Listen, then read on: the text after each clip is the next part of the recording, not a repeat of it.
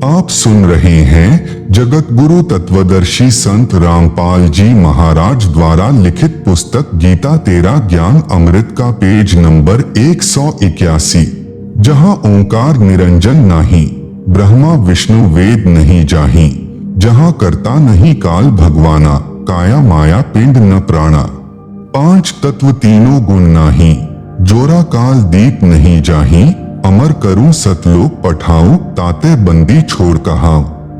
कबीर परमेश्वर यानी कबीरदेव की महिमा बताते हुए आदरणीय गरीबदास साहेब जी कह रहे हैं कि हमारे प्रभु कबीर यानी कबीरदेव बंदी छोड़ हैं।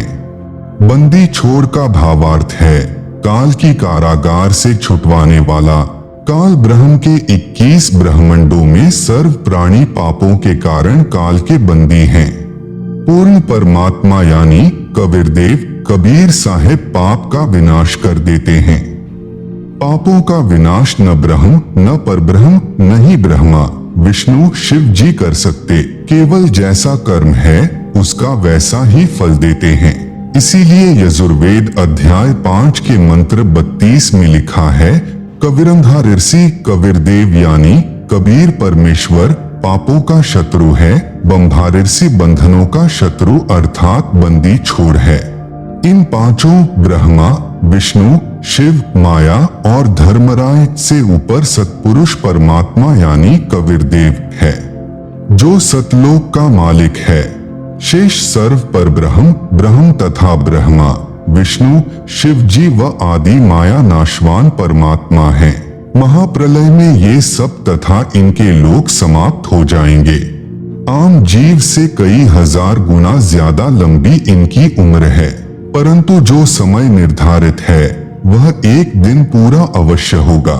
आदरणीय गरीबदास जी महाराज कहते हैं, शिव ब्रह्मा का राज इंद्र गिनती कहा, चार मुक्ति वैकुंठ समझ ये तालहिया, संख जुगन की जुनी उम्र बढ़ धारिया, जा जन्नी कुर्बान सुकागस पारिया, येती उम्र बुलंद मरेगा अंतरे, सतगुरु लगे न कान न भेंटे संतरे। चाहे संख युग की लंबी उम्र भी क्यों न हो, वह एक दिन समाप्त जरूर होगी। यदि सतपुरुष परमात्मा यानी कबीरदेव कबीर साहेब के नुमाइंदे पूर्ण संत यानी गुरु, जो 3 नाम का मंत्र जिसमें एक ओम तत् सत सांकेतिक हैं देता है तथा उसे पूर्ण संत द्वारा नाम दान करने का आदेश है, उससे उपदेश लेकर नाम की कमाई करेंगे तो हम सतलोक के अधिकारी हंस हो सकते हैं। सत्य साधना बिना बहुत लंबी उम्र कोई काम नहीं आएगी, क्योंकि निरंजन लोक में दुख ही दुख है। कबीर जीवना तो थोड़ा ही भला, जै सत सुमरन होए लाख वर्ष का जीवना, लेखे धरे ना कोई। कबीर साहिब अपनी यानी पूर्ण ब्रह्म की जानकारी स्वयं बताते हैं कि इन परमात्माओं से ऊपर असंख्य भुजा का परमात्मा सतपुरुष है, जो सत्यलोक यानी सचखंड सतधाम में रहता है तथा उसके अंतर्गत सर्वलोक ब्रह्म यानी काल के 21 ब्रह्मांड व ब्रह्मा विष्णु शिव शक्ति के लोक तथा परब्रह्म के साथ संख ब्रह्मांड व अन्य सर्व ब्रह्मांड आते हैं, और वहां पर सत्य नाम सार नाम के जाप द्वारा जाया जाएगा, जो पूरे गुरु से प्राप्त होता है। आप सुन रहे हैं जगत गुरु तत्वदर्शी संत रामपाल जी महाराज द्वारा लिखित पुस्तक गीता तेरा ज्ञान अमृत का पेज नंबर 182। सच्चखंड यानी सतलोक में जो आत्मा चली जाती है उसका पुनर्जन्म नहीं होता। सतपुरुष यानी पूर्ण ब्रह्म कबीर साहेब यानी कबीरदेव ही अन्य लोकों में स्वयं ही भिन्न भिन्न नामों से विराजमान हैं। जैसे अलख लोक में अलख पुरुष, अगम लोक में अगम पुरुष तथा अकह लोक में अनामी पुरुष रूप में विराजमान हैं। ये तो उपमात्मक नाम हैं, परंतु वास्तविक नाम उस पूर्ण पुरुष का कबीरदेव यानी भाषा भिन्न होकर कबीर साहेब है। आदरणीय नानक साहेब जी की वाणी में सृष्टि रचना का संकेत। श्री नानक साहेब जी की अमृतवाणी महला 1 राग बिलावलू अंश 1 श्री गुरु ग्रंथ साहिब पृष्ठ 839। आपे सचु किया कर जोड़ी अंडज फोड़ी जोड़ी बिछोड़। धरती आकाश किए बैसन कउथाव राती दिनंतु किए भवभाव। जिन किए करी वे खानहारा तृतीया ब्रह्मा विष्णु महेशा देवी देव उपाय वेसा। पौन पाणी अग्नि बिसराव ताही निरंजन साचो ना। तिसु मही मनवा रहिया लिवलाई प्रणवती नान को कालू न खाई। उपरोक्त अमृतवाणी का भावार्थ है कि सच्चे परमात्मा यानी सत्पुरुष ने स्वयं ही अपने हाथों से सर्व सृष्टि की रचना की है। उसी ने अंडा बनाया, फिर फोड़ा तथा उसमें से ज्योति निरंजन निकला। उसी पूर्ण परमात्मा ने सर्व प्राणियों के रहने के लिए धरती, आकाश, पवन, पानी आदि 5 तत्व रचे। अपने द्वारा रची सृष्टि का स्वयं ही साक्षी है, दूसरा कोई सही जानकारी नहीं दे सकता। फिर अंडे के फूटने से निकले निरंजन के बाद तीनों श्री ब्रह्मा जी, श्री विष्णु जी तथा श्री शिव जी की उत्पत्ति हुई तथा अन्य देवी देवता उत्पन्न हुए तथा अनगिनत जीवों की उत्पत्ति हुई।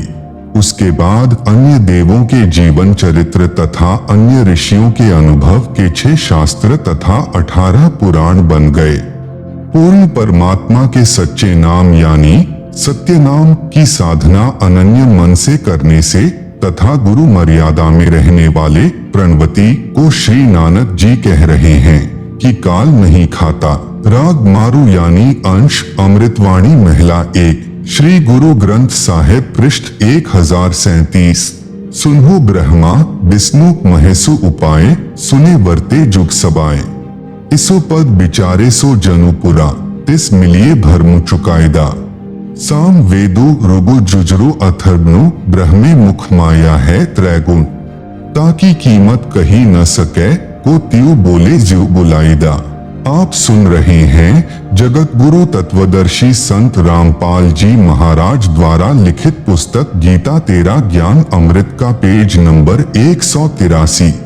उपरोक्त अमृतवाणी का सारांश है कि जो संत पूर्ण सृष्टि रचना सुना देगा तथा बताएगा कि अंडे के 2 भाग होकर कौन निकला, जिसने फिर ब्रह्मलोक की सुन्न में अर्थात गुप्त स्थान पर ब्रह्मा विष्णु शिव जी की उत्पत्ति की तथा वह परमात्मा कौन है जिसने ब्रह्म यानी काल के मुख से चारों वेदों पवित्र ऋग्वेद, यजुर्वेद, सामवेद, अथर्ववेद को उच्चारण करवाया। वह पूर्ण परमात्मा जैसा चाहे वैसे ही प्रत्येक प्राणी को बुलवाता है। इस सर्व ज्ञान को पूर्ण बताने वाला संत मिल जाए तो उसके पास जाइए तथा जो सभी शंकाओं का पूर्ण निवारण करता है वही पूर्ण संत अर्थात तत्वदर्शी है। श्री गुरु ग्रंथ साहिब पृष्ठ 929 अमृतवाणी श्री नानक साहिब जी की राग रामकली महिला 1 दखनी ओंकार। ओंकारी ब्रह्मा उत्पत्ति। ओंकारो किया जिनी चित। ओंकारी सैल जुग भय। ओंकारी वेद निरमे। ओंकारी शब्दी उधरे। ओंकारी गुरुमुखी तरे। ओनम अखर सुनहु बिचारु। ओनम अखरु त्रिभुवन सारु। उपरोक्त अमृतवाणी में श्री नानक साहेब जी कह रहे हैं कि ओंकार अर्थात ज्योति निरंजन यानी काल से ब्रह्मा जी की उत्पत्ति हुई। कई युगों मस्ती मार कर ओंकार यानी ब्रह्म ने वेदों की उत्पत्ति की जो ब्रह्मा जी को प्राप्त हुए। 3 लोक की भक्ति का केवल एक ओम मंत्र ही वास्तव में जाप करने का है। इस ओम शब्द को पूरे संत से उपदेश लेकर अर्थात गुरु धारण करके जाप करने से उद्धार होता है।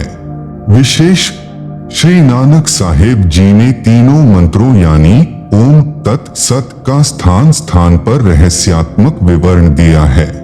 उसको केवल पूर्ण संत यानी तत्वदर्शी संत ही समझ सकता है तथा तीनों मंत्रों के जाप को उपदेशी को समझाया जाता है। पृष्ठ 1038। उत्तम सती गुरु पुरुष निराले शब्दी रते हरि रस मतवाले। रिधि बुद्धि सिद्धि ज्ञान गुरु ते पाइये पूरे भाग मिलाईदा। सती गुरु ते पाए बिचारा सुन समाधि सचे घर बारा। नानक निर्मल नादो सबद धुनि सचु रामे नामी समायदा।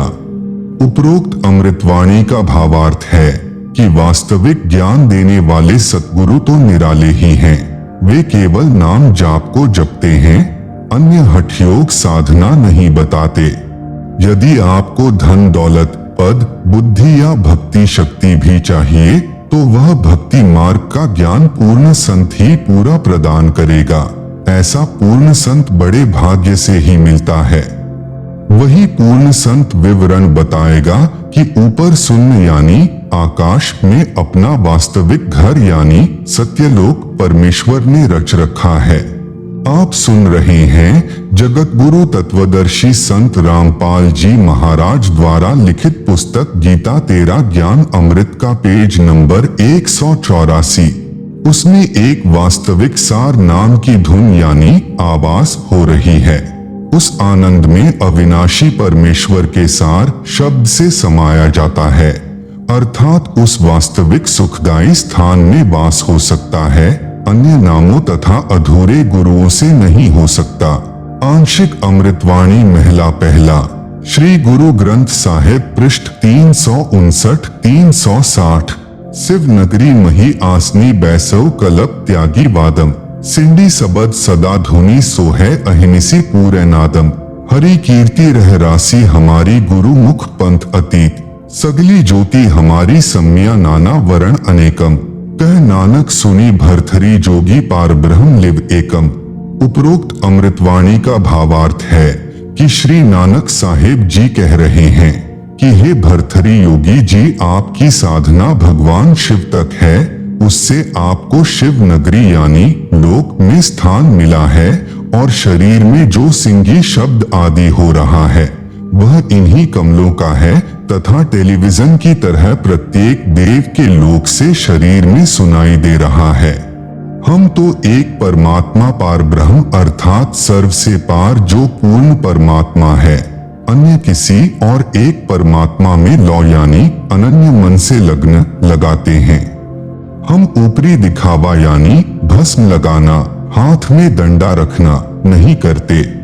मैं तो सर्व प्राणियों को एक पूर्ण परमात्मा यानी सत्पुरुष की संतान समझता हूँ। सर्व उसी शक्ति से चलायमान है। हमारी मुद्रा तो सच्चा नाम जाप गुरु से प्राप्त करके करना है तथा क्षमा करना हमारा बाणा यानी वेशभूषा है। मैं तो पूर्ण परमात्मा का उपासक हूँ तथा पूर्ण सतगुरु का भक्ति मार्ग इससे भिन्न है। अमृतवाणी राग आसा महला 1। श्री गुरु ग्रंथ साहिब पृष्ठ 420। आसा महला।